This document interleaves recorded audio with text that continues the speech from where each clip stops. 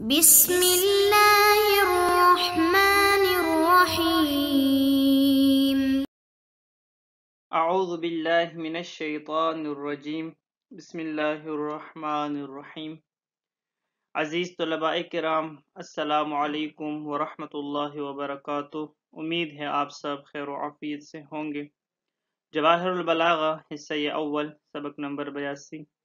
جیسا کہ آپ عزیزان جانتے ہیں، باب پنجم اطلاق و تقیید کے بارے میں ہے۔ کبھی کبھار کلام مطلق ہوتا ہے تو کبھی مقید ہوتا ہے۔ بعض چیزیں ہیں کہ جو کلام میں بطور قید واقع ہوتی ہیں، ان میں سے 4 ہم پڑھ چکے ہیں۔ آج انشاءاللہ 5واں اور 6واں پڑھیں گے۔ المبحث الخامس فی التقیید بالبدل، بحث پنجم بدل کے بارے میں ہے کہ کبھی کبھار کلام کو بدل کے ذریعے سے مقید کیا جاتا ہے۔ فرماتے ہیں جو نسبت مبدل منہ یعنی مطبوع کو دی جاتی ہے، وہی بدل یعنی تابع کو دی جاتی ہے۔ یہ تو لازم سی بات ہے کیونکہ بدل بھی توابع میں سے ہیں۔ البتہ مقصود متکلم بدل ہوتا ہے، مبدل منہ نہیں ہوتا۔ نعت اسی طرح عطف بیان اور تاکید میں مقصود متکلم مطبوع ہوتا تھا، نعت میں منعوت، اسی طرح دوسروں میں بھی۔ لیکن جہاں تک بدل کی بات ہے تو بدل بذات خود مقصود متکلم ہوتا ہے۔ یہاں پر مبدل من مقصود متکلم نہیں ہوتا۔ مبدل من کو لاتا ہے لیکن مقصد متکلم کا جو ہے، یعنی متکلم جس چیز کو بیان کر رہا ہے، جو پہنچا رہا ہے سامع کے ذہن تک، وہ اصل میں بدل ہے۔ بدل کی 4 اقسام ہیں۔ بدل کل، جسے بدل کل من الکل کہا جاتا ہے، جب مبدل من اور بدل دونوں کا مدلول بعینہ ایک ہو۔ اب ہو سکتا ہے نا بدل اور مبدل من کا دونوں کا مدلول ایک ہو، تو یہاں پر جو بدل ہے اسے بدل کل کہا جاتا ہے۔ بدل بعض یعنی جب بدل مبدل من کا جز ہو، اس کا بعض حصہ ہو، کل نہ ہو۔ بدل اشتمال، جب بدل مبدل من سے متعلق مربوط کوئی چیز ہو، یعنی بذات خود مبدل من نہ ہو، نہ اس کا جز ہو، بلکہ اس سے مربوط کوئی چیز ہو۔ مثلا زید کے کپڑے، تو کپڑے کیا ہے؟ کپڑے زید سے مربوط ایک چیز ہے۔ یا مثلا زید کا والد، زید کا بھائی، وغیرہ وغیرہ، زید کا کمرہ۔ بدل مباین، اس کو بدل بدا بھی کہا جاتا ہے، بدل مباین بھی کہا جاتا ہے، جب بدل مبدل من کے درمیان تباین ہو، مکمل جدائی ہو۔ بدل کوئی اور چیز ہے، مبدل من کوئی اور چیز ہے۔ پھر یہ جو بدل غلط، یہ اسی کی اقسام میں سے آتا ہے کہ کبھی کبھار غلطی سے متکلم کوئی بات کر لیتا ہے، پھر مثلا جاء زید، پھر کہتا ہے کہ امرن، تو امرن کیوں کہا؟ کیونکہ اس نے غلطی سے کہا تھا کہ زیدن، اس کا مقصود امرن تھا، امر تھا۔ تو کبھی اس کو یہ مبین کے اقسام میں سے آتا ہے بدل غلط۔ اس کے علاوہ کبھی کبھار مبالغے کے لیے بھی آتا ہے، یعنی اس کی ایک قسم میں سے آپ سمجھیں یا جو بھی کہیں، لیکن اسی میں سے پھر آتے ہیں، بدل بدا یا بدل مبین میں آتے ہیں بدل غلط، یا مثلا وہ بدل جو مبالغے کے لیے آتا ہے۔ مثلا کہا جاتا ہے کبھی کبھار نا کہ میرے محبوب کا چہرہ مثلا ستارے کی طرح چمکتا ہے، پھر آپ کہیں نہیں نہیں، ستارے کی طرح نہیں، چاند کی طرح چمکتا ہے۔ اس کا مطلب یہ نہیں ہے کہ آپ نے غلطی کی ہے، آپ چاند کہنا چاہ رہے تھے لیکن آپ نے ستارہ کہا، ایسا نہیں، بلکہ آپ مبالغہ کر رہے ہیں کہ نہیں نہیں، ستارہ کیا ہے، ستارے کی روشنی تو کچھ بھی نہیں ہے، وہ تو چاند کی طرح چمکتا ہے۔ مبالغہ کیا، اور بھی زیادہ مبالغہ کیا۔ المبحث السادس فی تقیید بضمیر الفصل، بحث ششم اس بارے میں ہے کہ کبھی کبھار کلام کی تقیید ضمیر فصل کے ذریعے سے کی جاتی ہے۔ ضمیر فصل یعنی ایک ایسا ضمیر ہوتا ہے کلام میں کہ جو مبتدا اور اکثر جو ضمیر مبتدا اور خبر کے درمیان آتا ہے، ایک فاصلے کے طور پر آتا ہے، ایک فاصل کے طور پر آتا ہے، اس کا اصل جو فائدہ ہے وہ یہی ہے کہ خبر کو صفت سے تمیز دیتا ہے۔ یہ جو میرے بعد آیا ہوا ہے، یہ مبتدا کے لیے خبر ہے، مبتدا کی صفت نہیں ہے، اور یہ تب ہوتا ہے کہ جب خبر معرفہ ہو، کیونکہ اگر خبر معرفہ ہو اور مبتدا بھی معرفہ ہو تو پھر وہاں پر مسئلہ بن جاتا ہے کہ ہمیں پتہ نہیں چلتا کہ یہ جو بعد میں آیا ہوا ہے یہ مبتدا کے لیے صفت ہے اور مبتدا اس کا موصوف اس کے لیے موصوف ہے یا نہ، یہ مبتدا کے لیے خبر ہے، تو پھر ضمیر فصل کو لایا جاتا ہے۔ اس کے اور بھی فائدے ہیں، کبھی کبھار کلام میں تخصیص کے لیے آ جاتا ہے کہ مسند کو مسند الیہ کے ساتھ خاص کرتا ہے، اور کبھی کبھار یہ تاکید کے لیے بھی آتا ہے، جب کلام میں پہلے سے تخصیص ہوئی ہو تو پھر اس کے بعد اگر یہ آئے تو وہ تاکید کے لیے ہوتا ہے۔ المبحث الخامس في التقييد بالبدل، أما البدل فيؤتى به للمقاصد والأغراض التي يدل عليها منها۔ فرماتے ہیں کہ بحث پنجم اس بارے میں ہے کہ کبھی کبھار کلام کی تقیید بدل کے ذریعے سے کی جاتی ہے۔ اب بدل کو کلام میں کیوں لایا جاتا ہے؟ تو بعض اغراض بلاغی ہیں جن کے تحت کلام میں بدل کو لایا جاتا ہے۔ زیادت تقریر والایضاح لأن البدل مقصود بالحکم۔ فرماتے ہیں کہ کبھی کبھار بدل کیوں آتا ہے؟ بدل وضاحت کے لیے آتا ہے تاکہ اچھی طرح سے وضاحت کرے۔ مبدل من پہلے آیا ہوا ہے، اس میں کوئی شک نہیں ہے، لیکن وہ اتنا واضح نہیں ہے۔ اچھا تو پھر کیا کیا جائے جب وہ اتنا واضح نہیں ہے؟ بدل کو لایا جائے۔ بدل کو کیوں لایا گیا؟ تاکہ مبدل من کی مکمل وضاحت کرے کہ لأن البدل مقصود بالحکم، اور ساتھ یہ بھی کہا جا رہا ہے کہ مقصودی حکم بدل ہوتا ہے۔ کیا مطلب؟ متکلم کا مقصود بدل ہوتا ہے، مبدل من نہیں ہوتا۔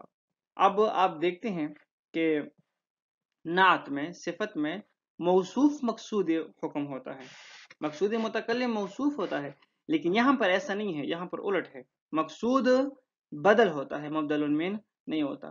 نحو حضر ابنی علی۔ اب یہاں پر آپ دیکھیں کہ حضر یعنی حاضر ہو گیا۔ کون حاضر ہو گیا؟ میرا بیٹا حاضر ہو گیا۔ اب تیرا بیٹا ہے کون؟ تو مقصود کون ہو گیا؟ علی۔ یہی آپ بتانا چاہتے ہیں نا کہ علی حاضر ہو گیا، اور آپ کا بیٹا بھی کون ہے؟ علی ہے، اور تو کوئی نہیں ہے۔ اب یہاں پر ہم دیکھتے ہیں کہ علیون بدل ہے، ابنی مبدل من ہے، تو مقصود متکلم کیا ہے؟ مقصود متکلم علی ہے، ابنی نہیں ہے۔ نحو حضر ابنی علی فی بدل الکل۔ اب ایسا کہاں پر ہوتا ہے کہ جب بدل آتا ہے وضاحت کے لیے، تفصیل کے لیے، بس تو یہ بدل کل میں ہوتا ہے۔ بدل کل من الکل میں بدل اور مبدل کا مدلول ایک ہی ہوتا ہے۔ پہلے ہم نے خلاصے میں بتا دیا کہ بدل کل من الکل میں مبدل من اور بدل میں کوئی فرق نہیں ہوتا، ان دونوں کا مدلول ایک ہوتا ہے۔ تو پھر بدل کو لایا کیوں جاتا ہے کہ جب ان دونوں کا مدلول ایک ہے؟ فقط وضاحت کے لیے۔ کونہ قرینۃ علی ارادۃ خلاف الظاہر۔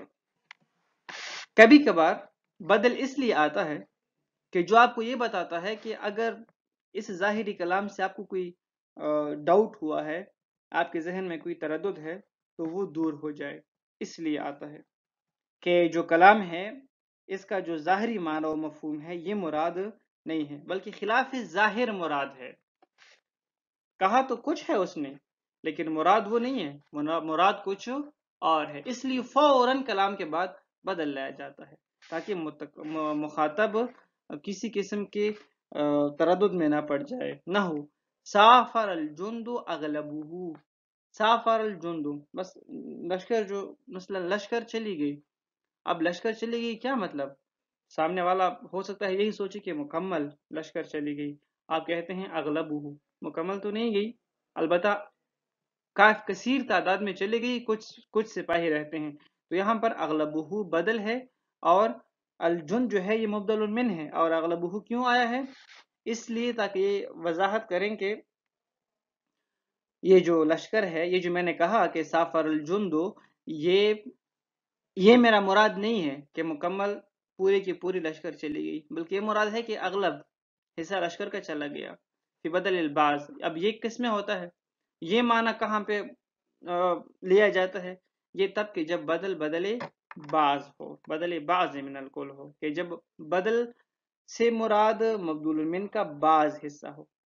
وَنَحْوُ نَفَعَنِي الْأُسْتَاذُ عِلْمُهُ، مجھے نفع پہنچایا، کس نے؟ استاد نے، مجھے استاد نے نفع پہنچایا۔ پھر آپ فوراً کہتے ہیں کہ علم نہیں، یعنی بذات خود استاد نے نہیں بلکہ اس کے علم نے مجھے نفع پہنچایا۔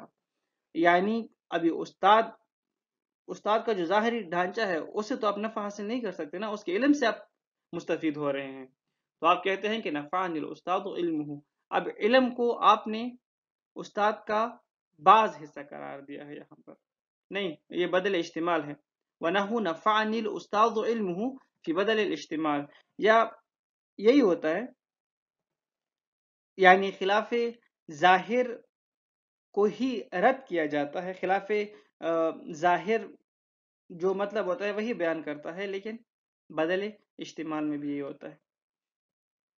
افادت المبالغہ، کبھی کبھار بدل جو ہے وہ مبالغے کا فائدہ دیتا ہے۔ نحو وجہ کا بدر شمس، آپ اپنے دوست سے کہتے ہیں کہ آپ کا جو چہرہ ہے وہ تو 14ویں کی چاند کی طرح چمک رہا ہے، مثلا وہ 14ویں کی چاند ہے، پھر کہتے ہیں 14ویں کی چاند کیا؟ سورج ہے۔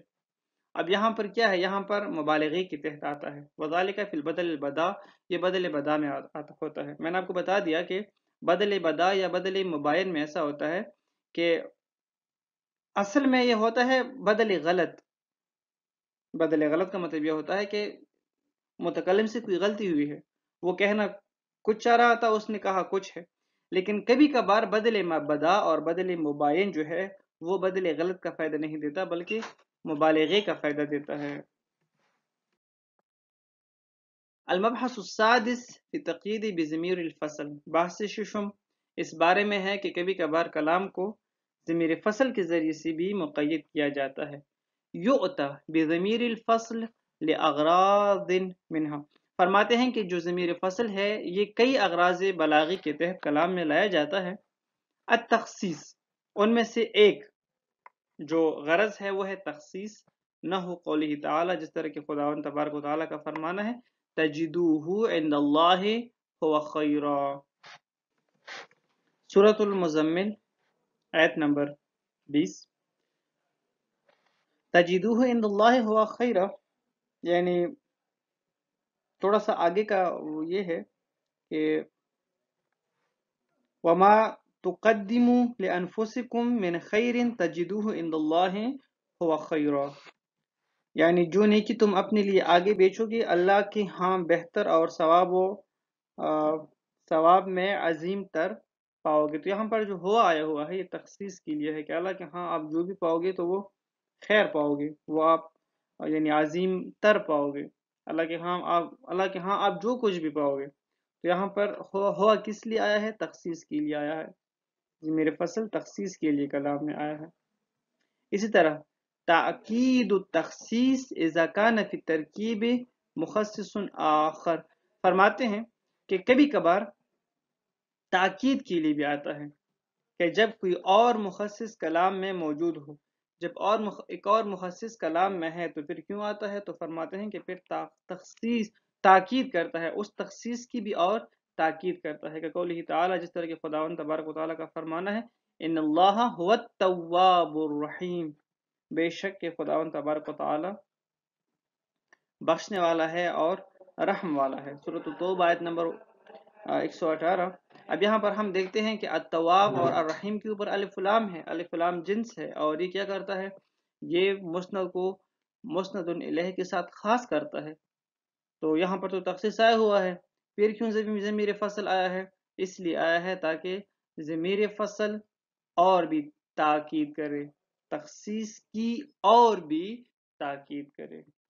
تمییز الخبر عن التابع، کبھی کبھار کلام میں ضمیر فصل اس لیے لایا جاتا ہے تاکہ وہ یہ بتائے کہ جو میرے بعد آنے والا ہے یہ تابع نہیں بلکہ خبر ہے، یہ تابع نہیں ہے، یہ خبر ہے، یہ مسند الیہ کے لیے خبر واقع ہوا ہے، اس کے لیے تابع نہیں ہے، اس کی صفت نہیں ہے۔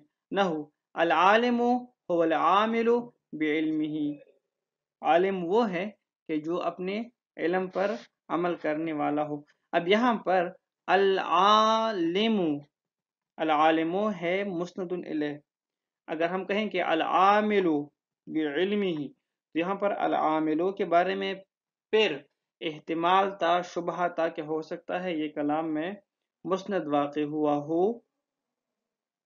معذرت العالم کے لیے صفت واقع ہوا ہو، لیکن درمیان میں ہوا اسی لیے ہی تو آیا ہے تاکہ آپ کو یہ بتائیں کہ العامل العالم کے لیے خبر واقع ہوا ہے، تابع نہیں ہے. السلام علیکم ورحمۃ اللہ وبرکاتہ.